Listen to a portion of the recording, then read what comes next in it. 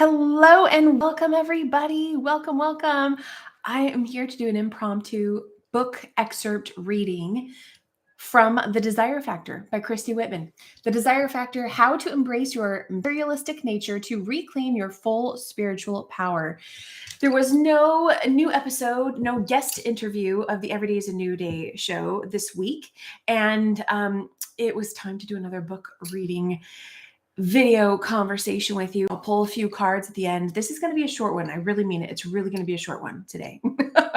But yeah, I felt drawn to this book. So let's go ahead and take a look at the excerpt that I randomly opened up to earlier. Pretty awesome one.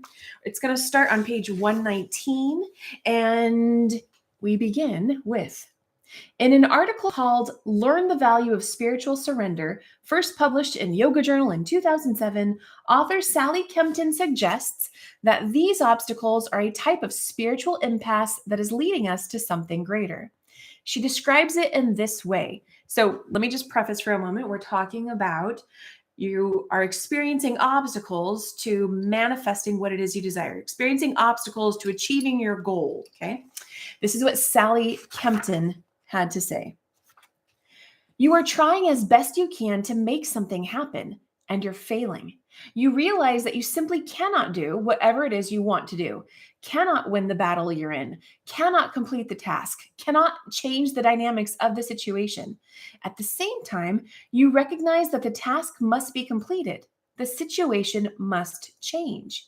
In that moment of impasse, something gives in you, and you enter either a state of despair or a state of trust, or sometimes both. One of the great roads to the recognition of grace leads through the heart of despair itself. And then Christy continues, to acknowledge the existence of the solution, even when you're knee-deep in the problem. To recognize that you are being called to greater expansion when you're living what feels like a devastating loss. To know that because your desires are an expression of your divine self, you must continue to put your faith in them, even when there is no evidence that they're on track. This is the work of surrender. Surrender and faith go hand in hand. They call us to believe in the viability of our desires and to keep moving toward them, even when the outer world seems to reflect something different. When we surrender to the path of our desire, even when we have no idea where it will lead, we emerge on the other side as much greater, more empowered versions of ourselves. And sometimes that journey changes everything about us and redirects the entire trajectory of our lives. So to recap, let's recap that point really quick. What is it saying? It's basically saying that no matter what the external world is reflecting, if you have a strong desire, a deep knowing, there's this thing I really want to manifest, I really desire to achieve. You may not know what that journey is going to look like, but your job, knowing that you are being called to greater expansion, is to stay in connection and alignment with that energy, with that desire, keeping the faith, not allowing what's being reflected on the outside, in the outside world, to be the condition that alters your ability to believe in what it is you desire.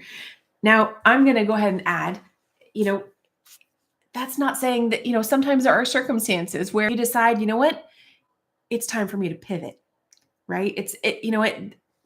This isn't quite right anymore. I choose to switch gears. And so, you're going to have to make your own judgment call on things. But there are some things in life where you just know that I was so certain this was supposed to happen. Oh, wow. That's bringing up something for me. Interesting. And this is why, to me, it all comes back to you being able to clear your own energy. So you're releasing energies that don't serve you so that you can be clear on what it is you're feeling, what your intuition is saying. And then continuing to have the faith and surrender is a lot easier because you develop the ability to trust in your desires and what you're feeling and all of that. Anyway, I really loved that. That was really fun to open up to today. I'm going to go ahead and add something in here that isn't really part of this, but I'm going to say it anyway. There's an excerpt in another book that I've read from a few times. I'm not even going to name the book, that I keep thinking I'm supposed to read an excerpt of, but it delves into like toxicity, toxic relationships. And so I decided today, you know what? I'm not going to do an excerpt from that book because I don't want to talk about that. I don't want to delve into that energy, right? I think at this point in time, the world has had so much of that. What we focus on expands. And so I'm just simply going to say that if me even bringing this up speaks to you in some form, here's the gist of what that message was. So this is kind of a side message, basically. The side message is be mindful of the relationships that you have and who you're allowing into your energy. You're from all types of relationships, your acquaintance relationships, but also, your intimate, close relationships. The energies that we choose to align with, that has an impact on us and how we can move forward and things like that. And with that said, everything serves a purpose. Every relationship, I believe, serves a purpose, especially when you're choosing to learn and grow from it. And maybe there will still be a time for me to share from that excerpt because it's really good. It's really good. I just like, let's focus on the good. So, yeah. So let me know what you're taking away from this. The desire factor, we talked about surrender and faith. And now I'm just going to take a few moments to pull some cards to expand on the message, see what else wants to come through. You know what? I'm going to pull first. I'm going to pull first from, my deck. The Everyday is a New Day deck. And if you like this deck, there is a link down in the description box where you can purchase this deck. The Everyday is a New Day deck. There we go. It's the same logo as the show, but also kind of looks like poker chips to me. So I don't know. Maybe that resonates with someone. Okay, let's see what message wants to come through to further expand on what we were just talking about in regards to surrendering, keeping the faith, not being too attached to seeing is believing, realizing that it's actually the reverse. Seeing is a reflection of believing. Believe first and then you see. And there's so many things in life that we just automatically believe, so we see them and they're easier. But those other things that we aren't used to seeing as much, it might require more belief, more faith. And remember, you don't always know what the journey is going to look like when you set out to manifest something. I've had some experiences in my life where I'm like, are you kidding me? Are you kidding me? I did not realize, there we go. I did not realize that, this one core experience was going to be part of the bigger thing that I knew I was moving towards. Really got to allow ourselves to be flexible and open as we are moving towards what we desire. Okay, this card is so perfect. This literally just popped out, landed on my leg here. The card from the Every Day is a New Day deck says, choosing to have faith requires taking action in the face of uncertainty. Waiting until you have more evidence before you decide to take action is not an act of faith. Oh my goodness, this way. I freaking love doing these videos. Here's the card if you want to take a snapshot of that. Waiting until you have more evidence before you decide to take action is not an act of faith. Think about it. Think about it. Okay, we're now going to pull a card from Louise Hay's How to Love Yourself card deck, because I believe that our desires are really an expansion, an expression of the love we have within us. So let's see what additional message wants to come through. I know I haven't been doing a lot of these videos yet lately. Let me know if you'd like more of these. I actually love to do these. I love to do so many things. Okay, let's see what message wants to come through this deck to be in service to everyone who listens or watches today's conversation. This conversation is replaying, of course, first airing on YouTube as a video for those who are listening, then as a podcast, because it will replay later as a podcast. So you can take a look in the description box for links to where else you can access today's conversation. And if you're not already on YouTube, join me there. This one flipped over. What does this one say? I freely express who I am.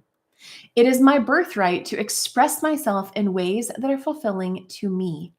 It is my birthright to express myself in ways that are fulfilling to me. What's coming up for me as I read this is, are you allowing yourself to desire what it is you desire? Are you allowing yourself to be who you are? Maybe you simply desire to be the unique expression that you are in the world, and maybe you're feeling like you won't be accepted. You won't be loved. Other people will not like who you are. Maybe it's not so much about other people not liking who you are, but maybe it's more so about you don't want all that attention, because if you haven't been your authentic self, and then you begin to switch gears, maybe you know it's going to draw some attention. I've had that one. I've had that one. It's an awkward feeling. It's an awkward feeling. And yet, how much longer can you go without being the true, authentic expression of yourself in the world? You deserve better. And sometimes, a lot of times, what we desire may require us to move through some discomfort first. Just had a conversation, recorded a new interview today. I'm going to go ahead and say with Nazrin Barbic, and talking all about becoming the one to attract the one relationship. That episode will air in about a month or so. But that's being called up right now. It's, in order to get to where we want to be, we've got to align with it. And we've got to allow ourselves to move through discomfort so that we can feel good, right? We know we want to express ourselves in ways that are fulfilling, right? If you know you want to express yourself in ways that are more fulfilling to you, you have to become okay with feeling that. And so that may go through the discomfort of shifting from what you've been showing up as to who you authentically are. Okay. Let's pull another one. Let's see what else wants to come through.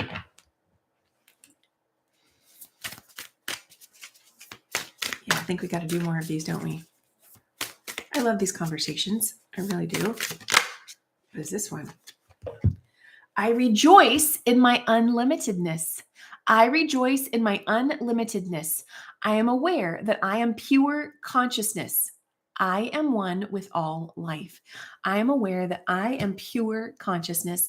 I am one with all life. So what this is bringing up is in the desire factor, Christy was talking about, remember, just because you don't see what it is you desire on the outside, you know that the desire for that you are expanding, and you are an extension of divine love and light. God, universe, all that is, whatever you want to call it.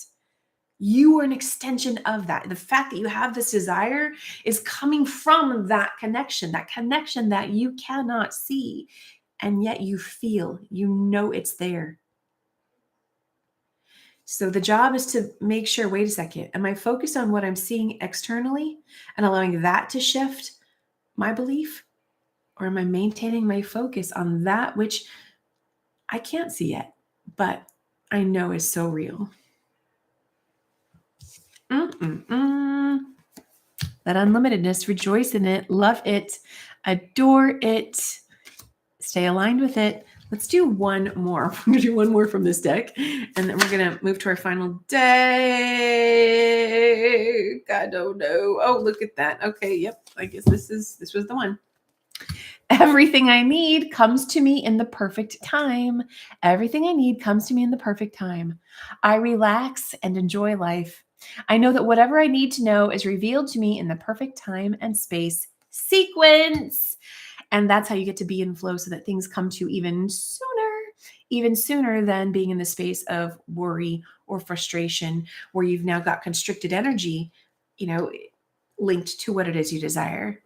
Release that. Everything comes to you in the perfect time.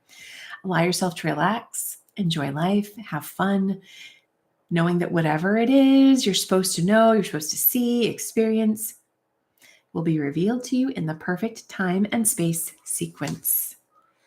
Love it. Okay, moving on to our last deck because I said we're keeping this short. We're at 15 minutes right now. I am moving to Kyle Gray's Keepers of the Light deck. Are you letting your light shine? There's literally no one else out there in the world like you. Literally. No matter how similar other people may be, no one can ever be you. Do things the way that you do them. Shine the way that only you can shine. I hope you take time to love yourself and really embrace your authentic self. If you're looking for some assistance, if you'd like, maybe you weren't looking, but you're like, you know what? Yeah, I'd freaking love some assistance with this. Reach out to me. Reach out to me. That's one of the core things that I help people with is reclaiming their authentic self, shining their authentic light, learning how to self-lovingly move forward, heal and release the past so you can move forward in the present. You deserve it. Let's see what message wants to come through this deck. This is a great deck. I love this deck. This is a new deck for me. It was a gifted. And what do we have here? We have... Okay, so this person is called Serapis Bay Ascension. It says, move into your true self. Rise above the darkness. The light is here. Oh my gosh. I'm so grateful. I'm so grateful for the guidance, the energy that flows through as we do this. Look at that. Move into your true self. Move into your true self. You have support for being who you are in the world.